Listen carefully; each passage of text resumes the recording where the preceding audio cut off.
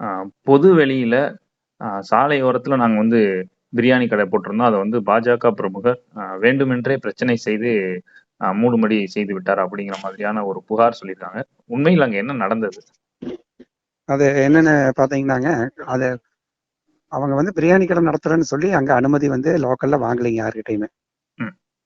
அவங்க வந்து அங்க இருக்கக்கூடிய லோக்கல் கவுன்சிலர் கிட்ட நாங்க இட்லி அந்த மாதிரி தோசை டிஃபன் கடை போடுறங்கிற பேர்ல கடை போடுறாங்க. கடை போடுறதுக்காக ஒரு அனுமதி வாங்குறாங்க லோக்கல் கவுன்சிலர் கிட்டங்க, கம்யூனிஸ்ட் கவுன்சிலருங்க அவரு. சரி, சரிங்க. கடை போட்டு ஒரு 2-3 நாள் கழிச்சதுக்கு அப்புறம் பாத்தீங்கன்னா பீஃப் பிரியாணி கிடைக்கும் 80 ரூபாய்னு விலைப்பட்டியலோட ஒரு ஸ்லேடு தொங்குதுங்க. ம். அங்க இருக்கக்கூடிய ஊர் பிரமுகர்கள்லாம் வந்துட்டு அந்த கடைக்கு போய் கேக்குறாங்க, ம். ஏன் இந்த மாதிரி பண்றீங்க? கோவிலுக்கு ரொம்ப பக்கத்துல இருக்கு. ம். நாங்க வந்து பசுவை வந்து ரொம்ப புனிதமா வணங்குறோம். ம். ஆகம விதிப்படி இருக்கக்கூடிய இடத்துல இப்படி பண்ணினா நியாயமானு கேக்குறாங்க. ம்.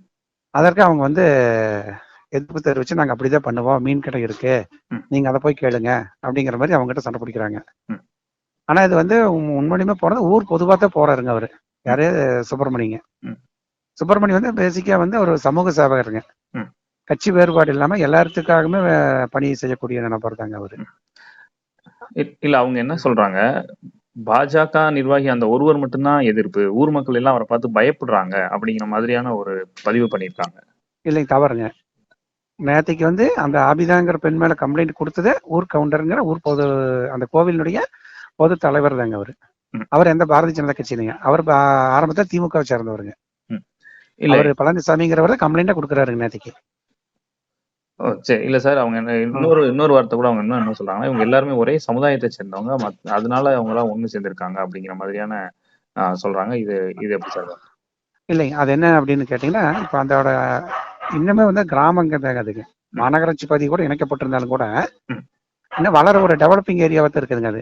ம். இன்னுமே பாத்தீங்கன்னா மாமன் மச்சான் சொந்த பந்தம் அப்படிங்கிற அடிப்படையில அந்த ஊர்ல வந்து ஒரு 500-1000 வீடு இருக்குன்னு சொல்லிச்சுனாங்க.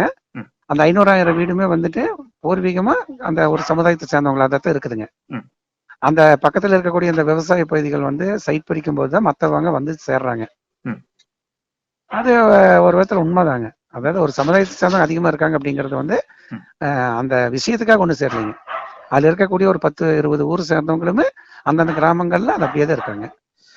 இப்போ எந்தெந்த அரசியல் கட்சிகள்லாம் இப்போ இந்த பீஃப் பிரியாணி போடணும் அப்படிங்கிறதுக்கு ஆதரவா யார் யாரெல்லாம் வந்து அங்க பேசுனாங்க?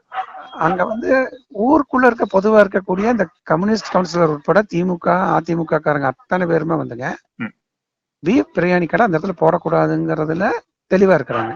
நேற்றுக்கு அந்த ஊர் பொது கூட்டம் நடக்குதுங்க. ம். ஊருக்கு பொதுவா அந்த ஊர் கூட்டம்னு சொல்லுவாங்க தெரியுங்களா, அந்த கோவில் சம்பந்தப்பட்டவங்க எல்லாம். ம். அவங்களுடைய கூட்டம் நேற்றுக்கு 6 மணிக்கு துவங்குதுங்க. ம். துவங்கும் போது கட்சி வேறுபாடு இல்லாம அத்தனை பேரும் அங்க வந்து உட்கார்றாங்க. ம். அதுல வந்து யாருமே கட்சியே அதுல வேறுபடுத்தி பார்க்கலீங்க. ம். கோவில் பக்கத்துல வேண்டாம், கோவிலுக்கு தள்ளி ஒரு 200-300 அடி தள்ளி நீ போய் கடை நடத்திக்கோ, ம். யாரும் உங்களுக்கு எதிர்ப்பு தெரிவிக்க மாட்டேங்கிறது அவங்களுடைய பொது கருத்துங்க. ம். இதுல வந்து கட்சி வேறுபாடா வந்து யாரும் அங்க நடத்துறதுக்கு ஆதரவு ஒரு ஆள் கூட கிடையாதுங்க. இப்போ அந்த ஊரை சாராதவங்க தீக்காவை சேர்ந்தவங்க மட்டும் ம். நாங்க அங்க நடத்த வைக்கிறதுக்கு நாங்க போராடுவோம், ம். அந்த கோவில் வாசல்லயே உட்காந்து மாட்டுக்கறி பிரியாணி தின்னும் போராட்டம் நடத்துவோம்னு சொல்லி நேத்தில இருந்து ஒரு டீம் கிளம்பி இருக்குதுங்க. அவங்க தீக்காவை சேர்ந்தவங்க. ஓ. ஆனா அந்த ஊர் பகுதியில் இருக்கிறவங்க கிடையாதுங்க. ஓகே. இல்ல இப்போ எல்லாரிடம் நான் பெர்மிஷன் வாங்கியிருக்கேன். முதல்ல கவுன்சிலர் சரின்னு சொல்லிட்டு அப்புறம் மாத்தி பேசினாரு அப்படிங்கிற மாதிரியான ஒரு கருத்தை வந்து அதான் சொன்னாங்க. நானு அந்த அவங்க வந்து என்ன சொல்லி அனுமதி வாங்குறாங்கன்னு சொன்னா, நான் டிஃபன் கடை நடத்திக்கிறேங்கிற அனுமதி தான் வாங்குறாங்க. ம். அது அவரு நேர்லயே வந்து அந்த ஆபிதாங்கிற பெண்கிட்டே சொல்றாருங்க அவரு. ம். ஏமா நீ என்கிட்ட என்ன சொல்லி வந்து கடை வைக்கிறேன்னு சொல்லி அனுமதி வாங்கினேன். ம். டிஃபன் கடை நடத்திக்கிறேன், இட்லி தோசை சப்பாத்தி பரோட்டா மாதிரி போட்டுக்கிறேன் தான் என்கிட்ட அனுமதி வாங்கினேன். ம். இப்ப வந்து நீங்க திடீர்னு பீஃப் பிரியாணிங்கிறீங்கல்ல, ம். நீங்க என்கிட்ட சொன்னீங்களான்னு தான் அந்த நிலைப்பாட்டுல அவரு நிக்கிறாருங்க. சரி சரி சார். இப்போ இன்னுமே கூடங்க அவர் அந்த தீக்காவுக்கு போராட்டம் பண்றேன்னு சொல்லி சொல்றாங்க பாத்தீங்களா, ம். அவர்கிட்ட வந்து இவரே தனிப்பட்ட முறையில் பேசியிருக்கிறாருங்க. ம். இந்த பிரச்சனை நீங்க வந்து இங்க பெருசு பண்ணீங்கன்னா அவங்களுக்கு ஓட்டு வங்கி பலம் அதிகமாயிடுது பாஜகக்கு. ம். நீங்க வந்து பாஜகன்னு சொல்லி அவங்க ஹைலைட் பண்றீங்க. ம். ஊர்க்காரங்க எல்லாம் வந்து இன்னைக்கு அவங்க பின்னால் நிக்கிறக்க ஆரம்பிச்சிட்டாங்க. ம். நேற்றுக்கு வந்திருந்தாருங்க அந்த கவுன்சிலரும் அந்த ஊர் பொதுக்கூடத்துக்கு வந்திருந்தாருங்க. ம். வந்து ஆனா ஓரமா நின்னுட்டாருங்க அவரு.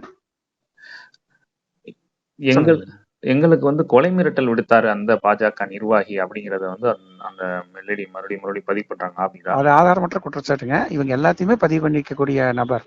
ம். அவங்களுக்கு தெரியாம பதிவு பண்ணிருக்கிறாங்க, அவங்க தெரிஞ்சு பதிவு பண்ணிக்கிறாங்க. அந்த எனக்கு கொலை மிரட்டல் விடுத்தாருங்கிற அந்த ஒரு வார்த்தைக்கான எவிடன்ஸ் இன்னைக்கு வரைக்கும் அவங்க எந்த பொது வெளியில விடலைங்களே. இன்னைக்கு வரைக்கும் அவங்க எல்லா வீடியோவும் வெளியிடுறாங்க. இவ்வளவு தூரம் அவங்க துணிச்சலா செய்யக்கூடியவங்க அந்த கொலை மிரட்டல் விட்டு இருந்தாங்கன்னா அதைத்தானே பிரதானப்படுத்தி இருப்பாங்க. இப்போ இவரு சுப்பிரமணியன் அவர் வீடு வந்து தாக்கப்பட்டிருக்குங்கிற செய்தி வருது சார். யாரு தாக்குனாங்கிற தகவல் தெரிஞ்சிருக்கா சார்?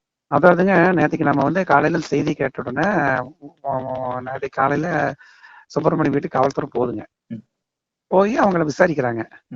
நீங்க வாங்க ஐயா கூப்பிடுறாருன்னு சொல்லி அவங்க அதிகாரிக்கு கூப்பிடும் பொழுது இவர் அங்கிருந்து வெளியே வந்துடுறாரு, வீட்டு வெளியே வந்துடுறாருங்க.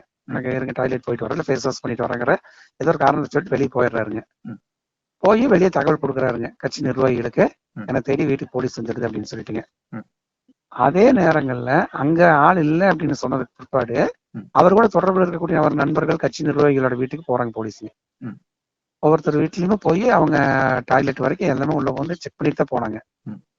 சுப்பிரமணியம் எங்கேயுமே கிடைக்கல அப்படிங்கிற பட்சத்துல நம்ம திருப்பியும் போலீஸ் ஸ்டேஷன் போறாங்க, துடியலூர் காவல் நிலையத்துக்கு போறோம். அங்க போகும்பொழுது அங்க அதிகாரிகள் விசாரிக்கிறாங்க, ஏங்க தப்பு பண்ணலையில, ஏன் ஓடுறாங்க அப்படின்னு சொல்லி அவங்க தரப்புல கேட்டாங்க. நம்ம தரப்புல கேட்டா தப்பு அவங்க பண்ணலையில, நீங்க எதுங்க இவ்வளவு பேரை வச்சு சேர்றீங்க, நீங்க கூட்டிட்டு வாங்கன்னா நாங்க கூட்டிட்டு வந்துருக்க மாட்டோம் அப்படிங்கிறோம். அப்பதான் உண்மையான விஷயம் வெளியே தருது. அவங்க எஃப்ஐஆர் போட்டு அவங்க கைது பண்ணணுங்கிற முனைப்புல இருக்காங்கிறது நம்ம தெரிஞ்சுக்கிறோம். தெரிஞ்சது பிற்பாடு இல்லைங்க அப்படி நாங்க சரண்டர் கொடுக்க மாட்டோம், பிரச்சனை என்னங்கிறது ரெண்டு பக்கமும் தீர விசாரிச்சுட்டு நீங்க அதுக்கப்புறம் நீங்க எந்த நடவடிக்கை எடுத்தாலும் நாங்க அது கட்டுப்படுறோம் அப்படின்னு சொல்லிட்டு நம்ம ஒரு 2 மணி வரைக்கும் அங்க இருந்தோங்க துடியலூர் காவல் நிலையத்துல. 2 மணிக்கு மேலங்க இல்ல நாங்க பேசிட்டோம், நாங்க அந்த மாதிரி எதுவும் பண்ண மாட்டோம் அப்படின்னு சொல்லிட்டுங்க நாங்க எல்லாம் வீட்டுக்கு வந்ததுக்கு அப்புறம் 3 மணிக்கு ஸ்பெஷல் டீம் அவங்க வீட்டுக்கு போயிருக்குதுங்க. நான் நேற்றுக்கு அவங்க அதிகாரி வரும்போது டிசிஎஸ்சியில வரும்போது நானும் கூட இருந்தாங்க. அந்த ஜன்னலுடைய தாழ்பாலெல்லாம் இழுத்து உடைச்சிருக்காங்க. காவல்துறை தான் இந்த வேலையை பண்ணிருக்காங்க. ஆமாங்க, அவங்க ஸ்பெஷல் டீம் தான் அவங்களும் ஒத்துக்கிறாங்க.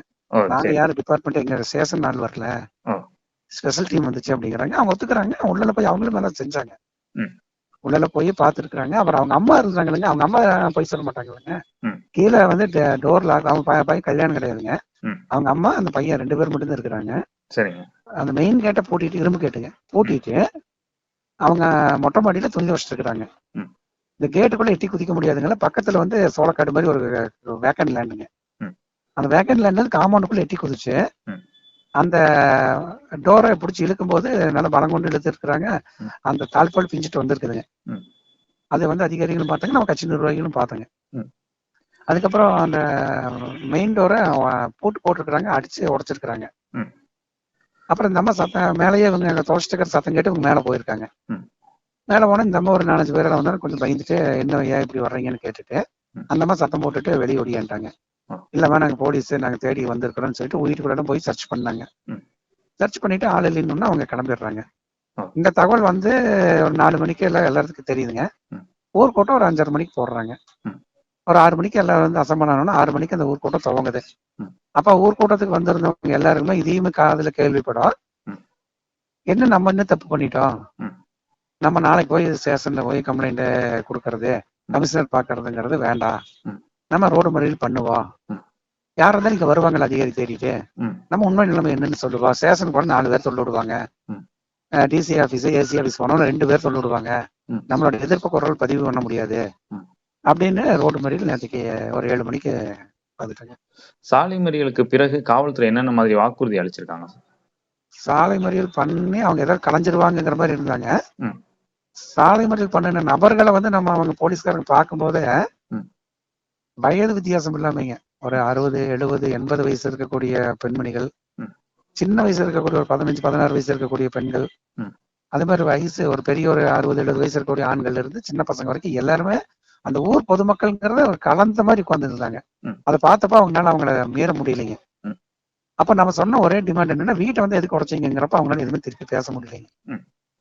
அப்போ அதிகாரி வர்றாங்க, அப்புறம் ஏசி வர்றாரு, டிசி வர்றாருங்க, எல்லாம் வந்து பேசிட்டு ஒரு வாக்குறுதி என்னன்னா, நாங்க அதிகமா அவர் தேடி நீ தொல்லை பண்ண மாட்டோம், நீங்க இன்னைக்கு மதியம் கொடுத்த கம்ப்ளைண்ட் மேலேயுமே நாங்க ஒரு நடவடிக்கை எடுக்கிறோம் அப்படின்னு அந்த வாக்குறுதி கொடுத்ததுக்கு அப்புறம் தான் கலைஞ்சுங்க. இப்ப இந்த பிரச்சனைக்கு பிறகு அதுக்கப்புறம் வந்தாங்க. அதுக்கப்புறம் அவங்க வீட்டுக்கு சுப்பிரமணியம் வீட்டுக்கு வந்தாங்க. ஏசி டிசி எல்லா அதிகாரியுமே வந்தாங்க. இந்த கம்யூனல் இருக்கக்கூடிய ஏசி வந்திருந்தாருங்க, இன்ஸ்பெக்டர் வந்திருந்தாருங்க, ஐஎஸ் இருக்கிறவங்க வந்திருந்தாங்க, வீடியோ பதிவு பண்ணுச்சுங்க. அந்த உடைஞ்சது அவங்க அம்மா அந்த வாய்மொழியை கொடுத்த அந்த பதிவுகளும் பதிவு பண்ணாங்க. இப்ப இந்த பிரச்சனைக்கு சரிங்க பிறகாக ஊர் கூடி சரிங்க என்ன மாதிரியான தீர்மானம் போட்டிருக்கீங்க சார்? இப்ப அந்த கோயிலை சுற்றி என்ன மாதிரியான கடைகள் வைக்க வேண்டும் அந்த மாதிரி ஏதாவது முடிவு பண்ணிருக்கீங்களா? இப்ப திங்கட்கிழமை இந்த பிரச்சனை ஆகுதுங்க. அதுக்கப்புறம் வந்து இந்த 3 நாள் எந்த கடையும் வைக்கிறதுக்கு அனுமதிக்கலைங்க. ஓ. இவங்க வந்து அந்த டிவிகள்ல அந்த பேட்டியில கொடுக்கும்போது நாங்க முறையான அனுமதி வாங்கிட்டாங்கிறாங்க. ம். முறையான அனுமதிங்கிறது யாருகிட்ட வாங்கினாங்கிறத அவங்க சொல்லலைங்க. ம். ஆனா இது உண்மையான அனுமதி அப்படிங்கிறது தெருவில் போறதுக்கு எந்த இடத்துலயும் கொடுக்க மாட்டாங்க. ம். காவல்துறையிலையும் கொடுக்க மாட்டாங்க, மாநகராட்சியிலும் கொடுக்க மாட்டாங்க. ம். ஏன்னா போக்குவரத்துக்கு ரொம்ப இடைஞ்சலான பகுதிங்க இது. ம். ஏதோ ஒரு பழக்க வழக்கத்துல ஒரு பழப்புக்காக வந்து நிக்கிறாங்களே அப்படிங்கறதுக்காக அனுமதிச்சிருந்தாங்க. ம். இவங்க இவ்வளவு தூரம் பண்ணுனதுனால யாருமே வேண்டாம் ம். அப்படின்னு சொல்லி எடுத்துட்டாங்க. ம். இப்ப வந்து அந்த இடத்துல கடைகள் எதுவுமே இல்லைங்க. நன்றி, நன்றி சார்.